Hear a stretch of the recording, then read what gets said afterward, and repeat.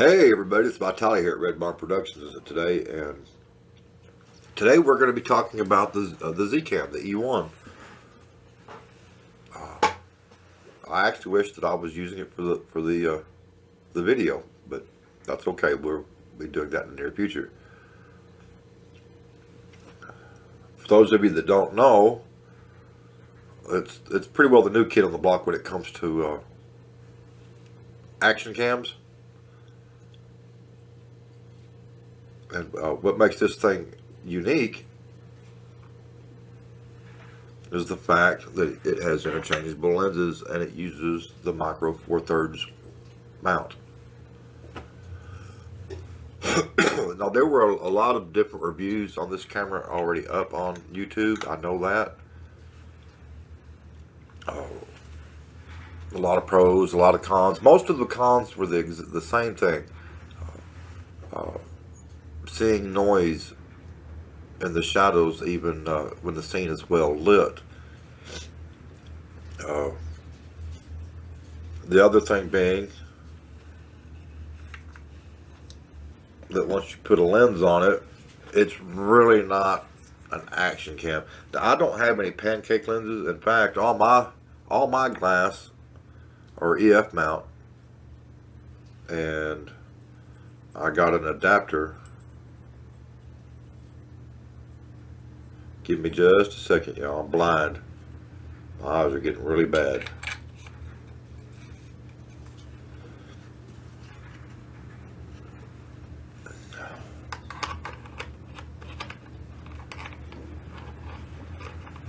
Hi. Oh, I'm bursting.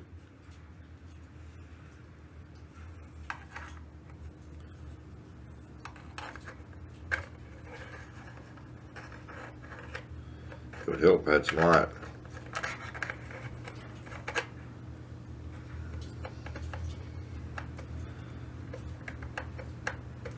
Really?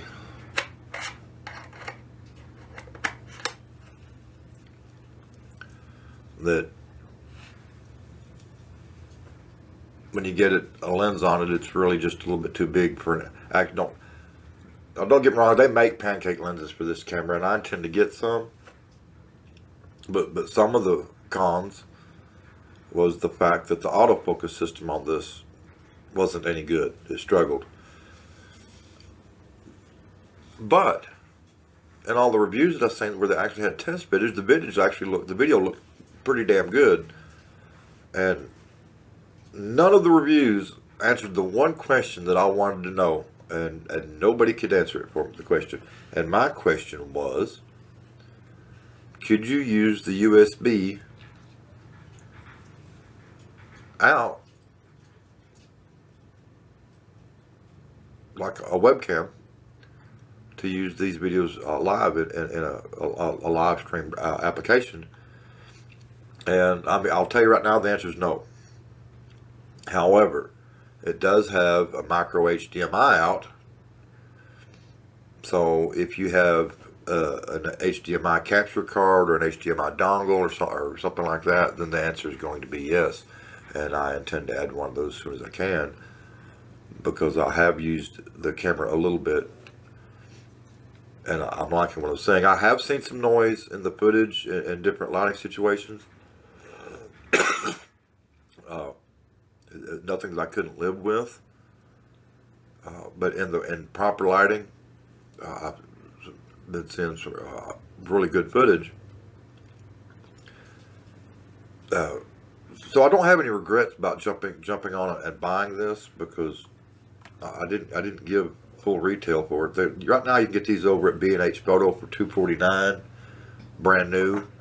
So don't fall for those used cameras on eBay where they're wanting $300 for them or whatever. You can buy it brand new right now today at B&H Photo for $249, and that, my friends, is what makes it a really attractive choice. You factor in the size, the fact that it's true 4K, that it actually uses good lenses. I mean, you can put whatever lens you've got on there if you want to buy an adapter, but Micro Four-Thirds lenses are pretty cheap. If you look around on eBay and stuff, they're not near as expensive as EF mount glass.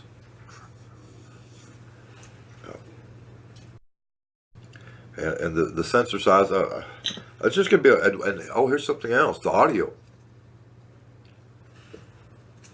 I've got a couple of these that are supposed to be 4K. I don't think they shoot in true 4K. And the microphone on them is horrible. The audio is almost unusable. The only way I would use the audio off of one of these is if I was going to use it to sync the video to another audio source. That's the truth, because the audio is, and I've got two of them, and they're both of them the same way, so it's not just camera specific. Here's the other one,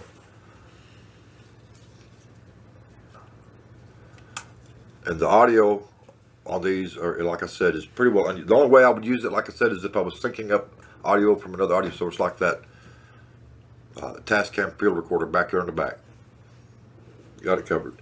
But I was pleasantly surprised on how good these microphones were. It's got a stereo mic. And one of the things that I was saying is, one of the reviews, the guy was complaining because the headphone jack was not on the same side as the USB HDMI and the I/O port and the power. Well, mine is. This isn't a good camera that I'm using for this live stream, so one of the reasons I want to get this camera in here, I'm actually using a security camera to do this. Let's get some test footage in here right quick.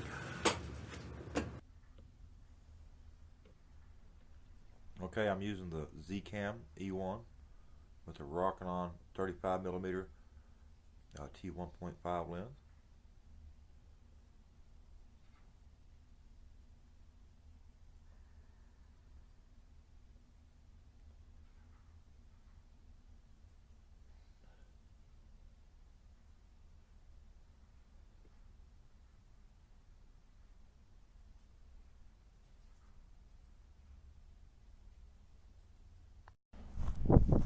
Anyway, I've got the Z-Cam for the E1 in my hand. Just use that to the rig. And I forgot my glasses up.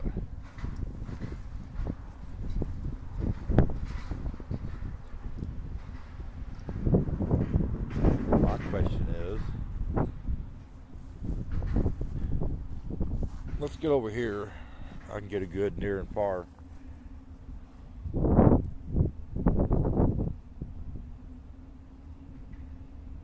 Not a lot to look at out here in the winter. Really ugly. Like I said, I didn't bring my glasses, but maybe we can get,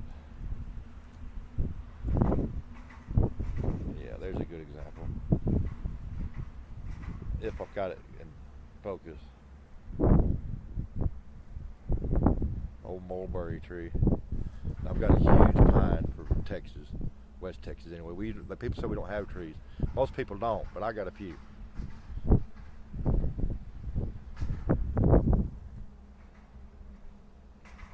Anyway, I know it's not great footage, but let's go inside and get a look at this. Anyway, we're back in the shack, or the studio. We finally call it the shack. It's silly me. I've got that camera rig sitting back there. I should have put the Z-Cam in it when I ran out there and got that footage. And by the way, all that little dab of footage, none of it's edited. It's not color corrected. I haven't done anything to it. It's straight off the camera. That being said, let's mount this in the rack right quick and let y'all get a look at that. Anyway, we've got it in the rack, or my rig. Now this rig is actually set up for my Canon, so I realized that the cage is a little bit overkill there. But the funny thing is, it works out just right to where I can use the follow focus and everything, and make my job a little easier. And I've got field recorder sitting over yonder that I can mount on this rig and everything else. I can use it as a bulldog rig. I can use it as a shoulder rig.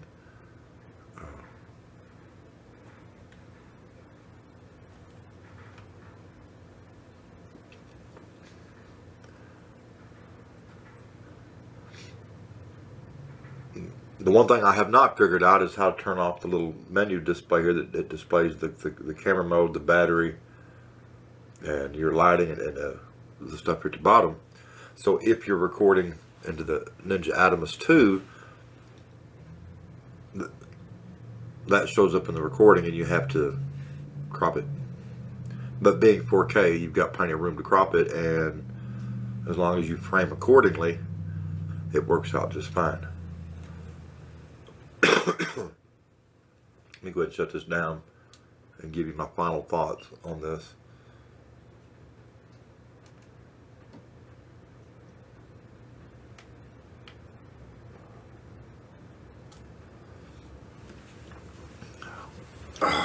Most of the complaints that have to do with this camera, in fact, have to do with using the auto features. And you'll see it a little bit because I didn't shut it off on the auto white balance and stuff.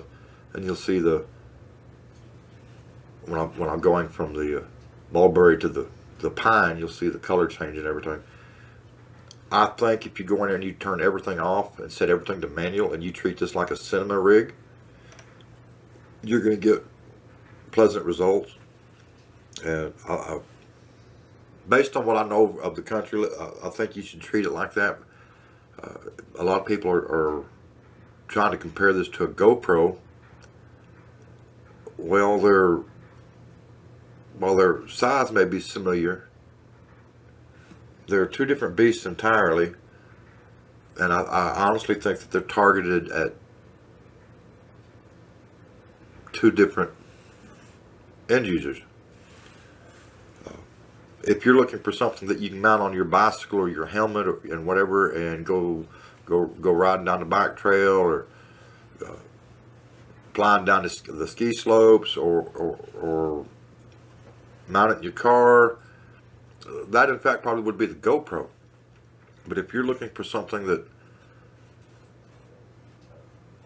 you can get into a tiny small space where you can't get your big Sonys or DSLRs for cinematography or for fixed footage, then I think that this will indeed work. Like I said, depending on the situation I am seeing, so I am seeing a little bit of noise in the video, but I think if I go in there and I turn off everything and just put everything on manual, that's going to fix that problem, because I'm actually liking everything else about the camera, and I'm actually getting enough good footage that I'd have to give it a yes if I was going to buy it, because at $250, it's half the price of a GoPro. And right off the bat, it lets you do one thing a GoPro won't do, and that's change out the lenses and use prime lenses. Like I said, I bought this for fixed uses. It's going to be mounted in either this or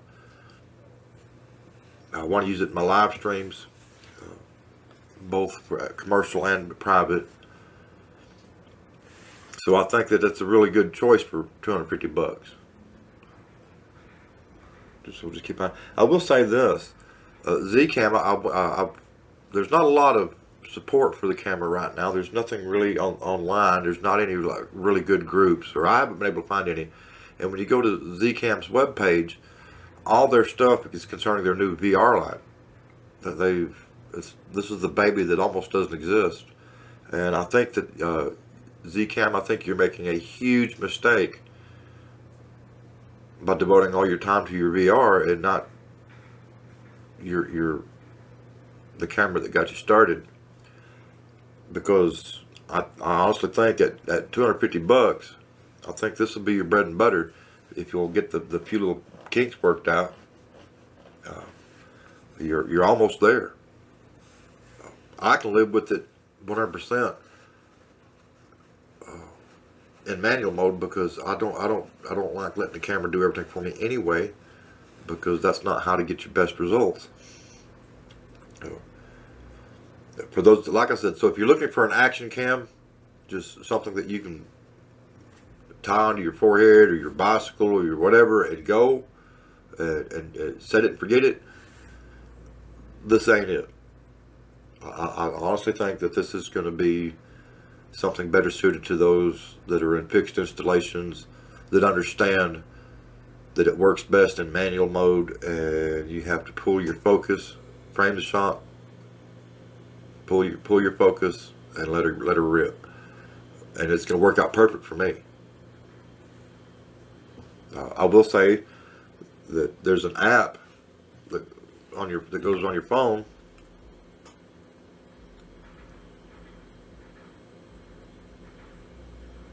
if I can find it.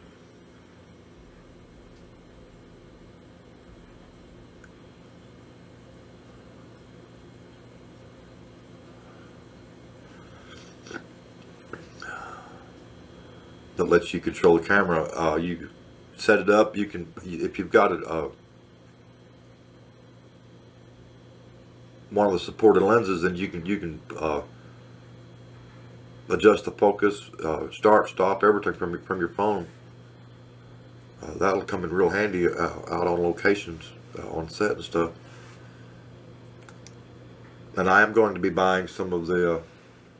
I don't care to use the autofocus in the camera itself, but I do want to get some of the pancake lenses, and because with like this right here, I don't have a Metabones. I got one of the cheaper lens adapter. I got a Velo, so of course that's a manual lens anyway, but this one doesn't support any electronics, like lenses with autofocus and all that good stuff. So I will be looking for some more lenses. Anyway, that's my thoughts on it. Once again, if you're looking for something that shoots true 4K, has good audio, and you don't mind treating it like a cinema camera, then this is a good choice right here. $250, and of course now my Ninja Adamus 2 only records in 1080p, either Apple ProRes or Avid's format, NXDHD or whatever it is. But I get beautiful footage straight off the CMOS.